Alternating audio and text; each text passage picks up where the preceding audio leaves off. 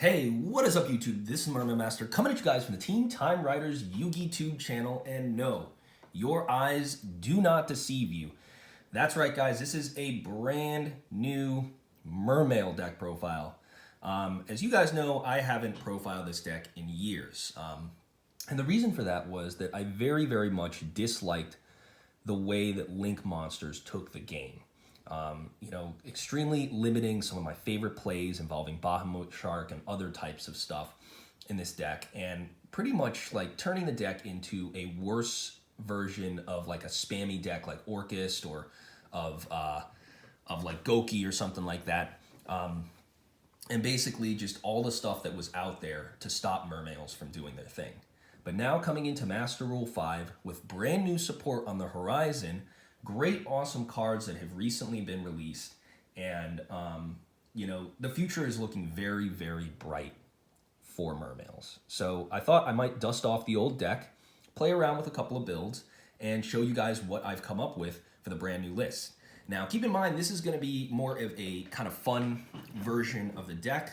There's lots more competitive versions out there, but this is just sort of a callback to some of my favorite cards in this entire deck. And while I'm going through this, I'm going to explain a little bit about the deck, and I'm also going to teach people who don't know about this wonderful deck all the different types of combo plays that you can make. There's not a lot of Mermail content on Yugioh on YouTube, but I'm just hoping that that changes very soon. All right, guys. So starting things off, there's two different styles of the deck that make it run. One side is the Atlanteans, the other side is the Mermails. And right now we're going to be starting off with the Atlanteans.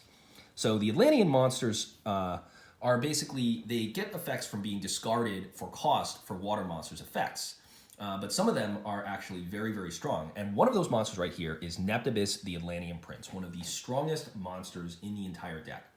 Neptibus has two very powerful effects. Its first effect allows you to activate it once per turn. When it's on the field, you can send one Atlantean to the graveyard to add any Atlantean from your deck to your hand. And its second effect is when it's tributed for cost for a water monster's effect, you can special summon any other Atlantean besides itself from your graveyard. Of course, the perfect Atlantean to send off of Neptibus, the Atlantean Prince, are a playset. Now at 3, of course. You guys don't even know how troublesome this was when it was only at 1. Atlantean Dragoons. Atlantean Dragoons, a very important part of the Mermail deck for one specific reason. It came from an era where effects are not once per turn. And Atlantean Dragoons' effect, basically when it is sent to the graveyard for a water monster's effect, from anywhere, deck, hand, field, you can add one Sea Serpent type monster from your deck to your hand. So if you have multiple Atlantean Dragoons and multiple ways to get them to the graveyard, and it doesn't matter how it gets to the graveyard, even if it's like detaches an XYZ material, it will always activate that effect. So the key play that you do is you can actually use Neptibus, the Atlantean Prince, send in Atlantean Dragoons to search a Dragoons from your deck to your hand. And then Dragoons' effect will trigger in graveyard to add you another water monster. So that actually works super well.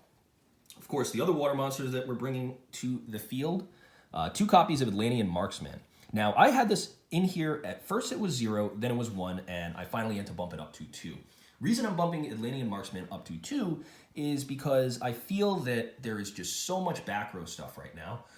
The recent ban list that Konami put out was designed to create a format where Lightning Storm would be viable.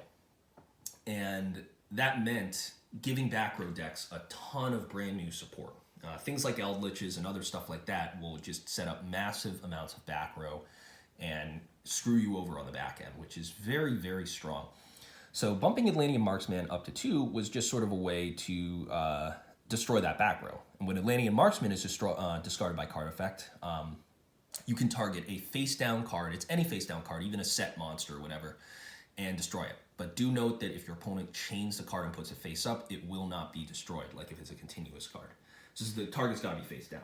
Next, we've got 2 copies of Atlantean Heavy Infantry to close out the Atlanteans. And this is the only one where its second effect is kind of useful. Atlantean Heavy Infantry's second effect will basically allow you to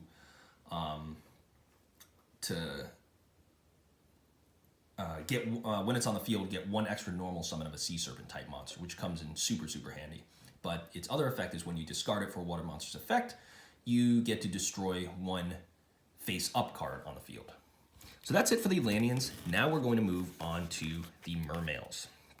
Now, one of the best Mermails in the entire deck is your OTK Enabler, and that is 3 copies of Mermail Abyss Megalo. Now, a lot of people over the years have bumped this down to 2 and even down to 1. But the fact of the matter is that Mermail Abyss Megalo is never, ever a card that's been taken out of the Mermail deck completely. It is the Mermail deck's best monster because of its powerful special ability to enable OTKs. Basically, you can discard any 2 water monsters in your hand to special summon this card to the field, and when you do, you can search any card that has Abyss, any spell or trap that has Abyss in its spell or trap card name from your deck to your hand. So for the uninitiated, you might think, well, okay, this is kind of a, this is like a -2 or -3 in a way. However, that's not actually the case, because if you discard Atlanteans or other different cards that gain effects, basically it mitigates the cost. So for instance, if you discard like a Dragoons from this, you can get a search. So you get 2 searches, one for Megalo's effect and the other for Dragoons' effect, and possibly a pop. It's got another special ability as well, allowing you to tribute an attack position water-type monster you control on your side of the board, such as a Neptabyss or something like that, in order to be able to give this card the ability to attack twice. I'm running Abyss Scale of the Mizuchi in here, which allows you to boost its attack up to 29, so paired together with other cards, creates an easy OTK. So now that's some of the main explanations out of the way, moving on to some other cards. Wouldn't be a Mermail deck without 3 copies of Mermail Abyss Teus. Abyss Teus is another one of the, stalwart cards in the deck that's definitely run at 3 in any Mermail build ever. The reason for that is it's an easy discard 1. It's a level 7 monster, which gives you a lot of flexibility, and its effect allows you to add any level 4 or lower Mermail type monster from your deck to your hand when it comes to the field. So it gets to the field, it triggers a discard, and it self-replicates. There's not many cards in this deck that are better than that. Now, moving on to one of my personal favorite cards, and one that I'm excited to start running again. It's a copy of Abyss Linde. With the slowing down of Master Rule 5, as I mentioned, guys, Abyss Linde becomes a lot better for sort of disruption plays and things like that. And her effect is that if she's destroyed while she's on the field, you can special summon a Mermail monster from your deck, except for Mermail Abyss Linde. And that's really good because it can grab you a Megalo, it can grab you any kind of like disruption play or things like that. It allows you to toolbox a lot more with your Mermails Atlanteans, especially on your opponent's turn, when you can trigger this. Combine together with Abyss Sphere, trigger it during your opponent's end phase, and profit. Now, next Mermails we've got in this deck are 2 copies of Mermail Abyss Gunday. And Gunday is one of my favorite cards because if you discard this card by any way, shape, or form, you can take a Mermail in your graveyard and special summon that card, which is really, really good. And you'll find yourself triggering that quite often for lots of different plays, because the deck can toolbox into rank 4s, rank 7s, you can go different types of link plays if you want. It totally is up to you. Final Mermail we've got in the deck is Mermail Abyss Pike.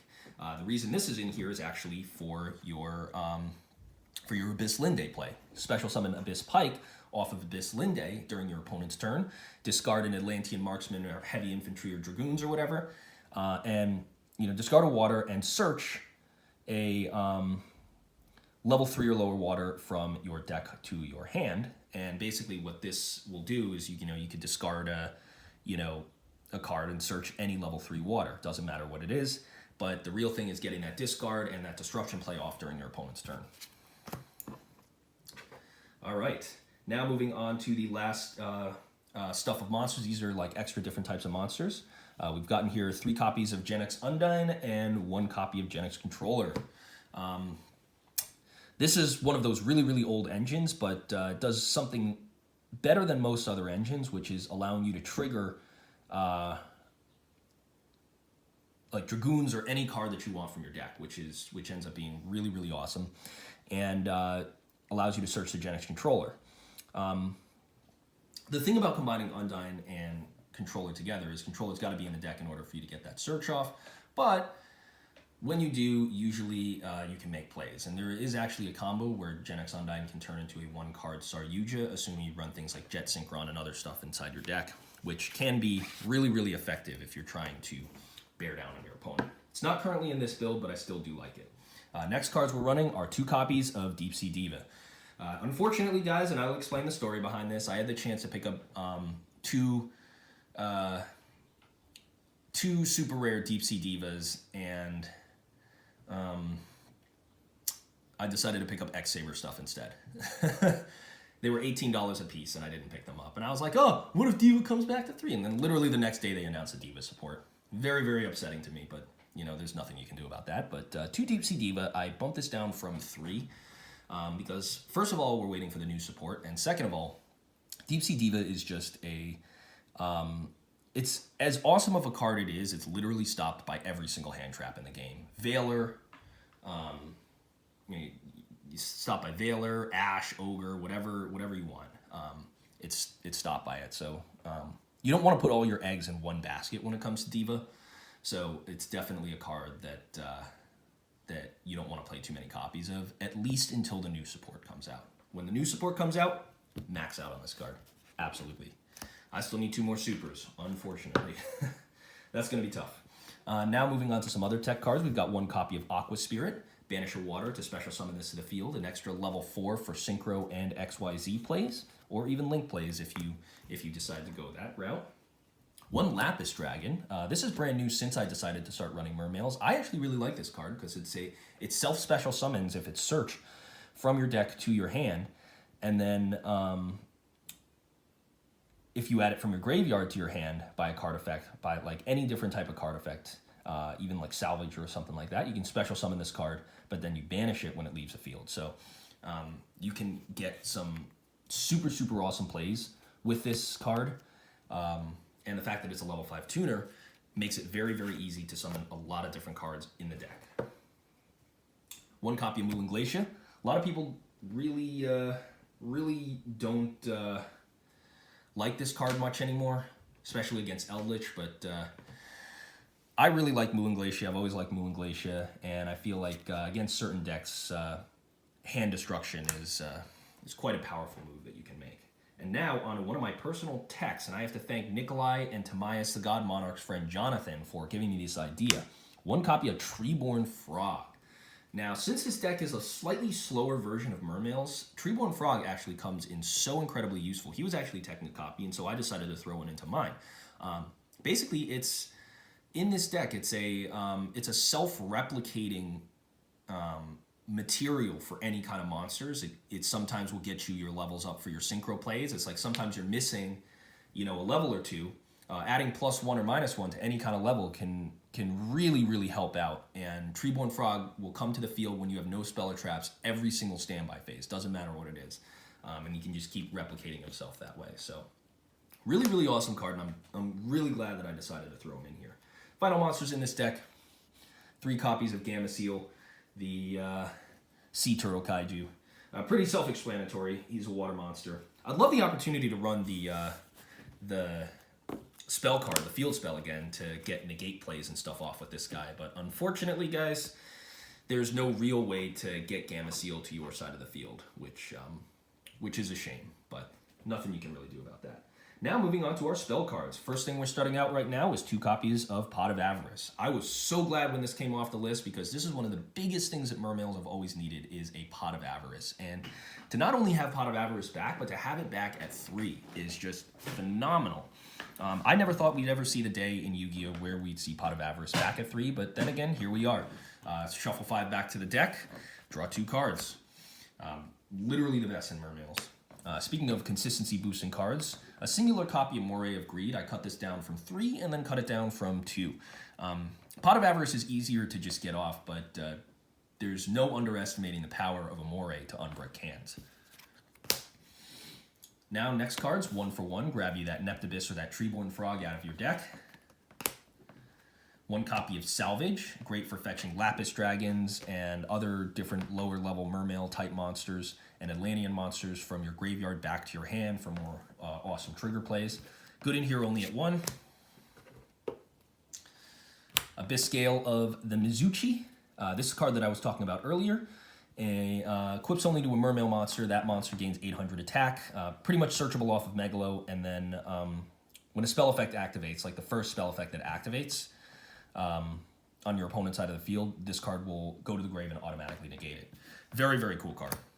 And finally, of course, we've got Abyss Sphere. Searchable, gets you your Linde. She's even in the photo of this card. Really, really awesome for any or late game disruption plays. You're pretty much only going to resolve Megalo's effect twice during the course of a duel, so it does really help out in that respect. Now moving on to the extra deck, one of my personal favorite parts of this deck, and as you guys will notice, I purposely kept the extra deck in a specific way. Now, there could be a lot better cards that I'm running, but for the sake of nostalgia, guys, I will showcase to you what I've got. First thing, starting off in this extra deck for monsters, we've got the one and only Bahamut Shark. Bumped him from 2 down to 1. Now that this guy, Totally Awesome, is currently at 1. Bahamut Shark is wonderful for special summoning Totally Awesome or other things out of your extra deck, and really, really strong play. You pretty much, since you can only resolve one of these guys, it's awesome. So you don't build your deck, and so that's why I ended up sort of taking out the Frog engine, was because I found it easier to just do a rank 4 engine that pushed into Totally Awesome rather than taking up space on frogs. Next card we're running in is Abyss Dweller. Actually is way better in Mermails than in any other deck because of the fact that the water monsters will all gain 500 attack power thanks to Abyss Dweller's effect. This can trigger Dragoons and stuff during either player's turn. And locks down graveyard plays, which is just so good against all the new decks out right now. Next card is a personal tech choice of mine, guys. It is one copy of Silent Honor Arc. Now, I love this card. I pulled an ulti at my sneak peek way back during Legacy of the Valiant era. This card is amazing, and I can't say enough good things about it. Just like detach 2 materials to steal something and put it under itself. And a lot of players actually ended up starting to run this card back during Thunder Dragon format, and I actually understand why they decided to do that. It's because when you attach a monster to Silent Honor Arc, you're sort of giving it a more permanent form of removal than something like Castel, which can shuffle it back into the deck. With the amount of searching and stuff like that different decks are doing, they'll easily be able to get the thing that you sent back. It's hardly a permanent form of removal. And so Silent Honor Arc is way more permanent than, say, many other different things out there. You steal a Dingirsu or whatever and put it under this card, your opponent's not going to have access to that Dingirsu engrave, which is actually very strong. And also, it is a water, so it will trigger your Dragoons off. Now, moving on to these guys over here, one copy of Steel Swarm Roach and one copy of Evil Swarm Exciton Knight. You only need each of these guys at 1. I personally like them. They're the two sibling kind of cards here. Steel Swarm Roach is really great for negating the summons of level 5 or higher monsters, which a lot of decks end up having nowadays. And since you're playing in Mermails and a lot of your sort of plays are stopped by massive boards, Evil Swarm Exciton Knight can do very well to help sort of bait out your opponents, like all your opponents' different cards and things like that, and bait out their negations. And the deck summons rank 4s very easily, so that is something to consider. Moving on for different rank 4s, we've got one copy of Tornado Dragon, really good card. Definitely recommend running this card for your spell and trap and stuff and destruction like that. Not running any native spell or trap destruction other than this kind of stuff. So this is kind of an issue in that respect, but it really is fine. We've got the Utopia and Utopia double combo in here. You can side deck the double or nothing spell card, but since you can make rank 4s easily, might as well have it in here just for some easy wins. And the final monster card, of course, is Mermail Abyss Gaios. And Abyss Gaios is super good as a blanket effect negation and high-level attack preventer. So even in this era, he's definitely a card that you have to run. All right, now moving on to only one link monster in this deck. Mistar Boy helps enable the OTKs. Of course, as I mentioned, guys, you can run so many different other types of link monsters. Saryujas, Avermax, Appaloosa, the Marincess stuff, some of the new link monsters that are coming out in the brand new set. There's lots of different link plays. For whatever reason, guys, I just don't like links. And I love running the synchros, and I love running the XYZs. So that's the only reason why we're in this scenario. Now, for the last couple of cards, these are just sort of tech cards. One copy of Tatsunoko, made with your Diva and your Neptibus. Now a lot easier to make than ever. Allows you to synchro summon with stuff in your hand. This is actually really, really good as a Moulin Glacier enabler. Because if you summon Diva, special summon, you summon Diva, special summon Neptibus, synchro into this, or activate Neptibus's effect to send, Dragoons, to search Dragoons to add something else to your hand. Neptibus, or synchro summons into this, and then you synchro summon with something else from your hand. That's like pretty much, I believe, I want to say 5 waters engrave right then and there. So, if you send and then you search the Moulin Glacier out of your deck, you can very, very easily summon the Moulin Glacier first turn off of the Diva play consistently, and then use your Megalo or whatever else you search to continue off on plays from there. One copy of Coral Dragon. A lot of people have been running this for the play with Halqua Fibrax, but Coral Dragon's really good for discard and the fact that it's also a tuner. Bryanak is in here. Cool discard effect. They really, really neutered the poor guy, but still kind of worth it to run. One copy of Trishula, Dragon of the Ice Barrier. Really, really awesome card still. Most important part, of course, guys, is that discard effect and the fact that he's non-targeting. So definitely got to run him in here. And finally, one of my all-time favorite new synchros, well, not technically new, but it's White Aura Whale. And White Aura Whale's cool special ability is it destroys all attack position monsters, and then it's allowed to attack twice. And if it attacks a defense position monster, you inflict piercing battle damage to that monster. And it also has a self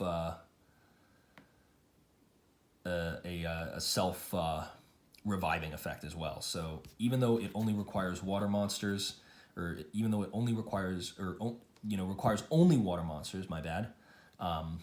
Once you get this guy out, he can be a very, very big annoyance for your opponent to have to deal with. So guys, that's going to wrap up my Mermail deck profile. And if you guys like this video, I was really, really excited to do it again. Please let me know in the comment section below. I'm going to have more Mermail content coming very, very soon. I'm also talking with Team Time Riders Cosmic King to put out some brand new Mermail stuff that I think you guys are all going to enjoy. So guys, thanks so much for watching this video. This has been the Mermail Master, and I'm signing out. Catch you guys next time. Peace.